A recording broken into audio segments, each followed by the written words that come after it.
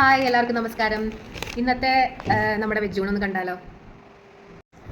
ഇത് നമ്മുടെ ചീരയാണ് കേട്ടോ. ചീര നല്ല തേങ്ങയൊക്കെ ഇട്ട് തോരനാക്കിയതാണ്. ഇത് നമ്മുടെ പയറ് മെഴുക്ക് വരട്ടിയാണ്. പിന്നെ ഇത് ഇന്നലത്തെ എരിശ്ശേരി.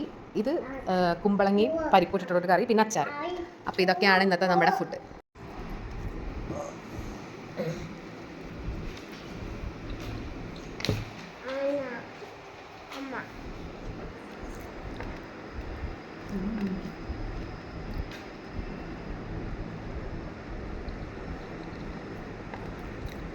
എനിക്ക് ഏറ്റവും ഇഷ്ടമുള്ള കറിയാണ് ഈ പയർ മെഴുക്ക് വരട്ടി കേട്ടോ.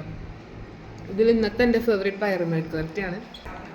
പിന്നെ ഈ ചീരയ്ക്ക് കുറച്ച് പ്രത്യേകത ഉണ്ട്. നമ്മുടെ വീട്ടിലുണ്ടായ ചീരയാണ്, അപ്പോൾ ഒരു സ്പെഷ്യൽ ടേസ്റ്റ്.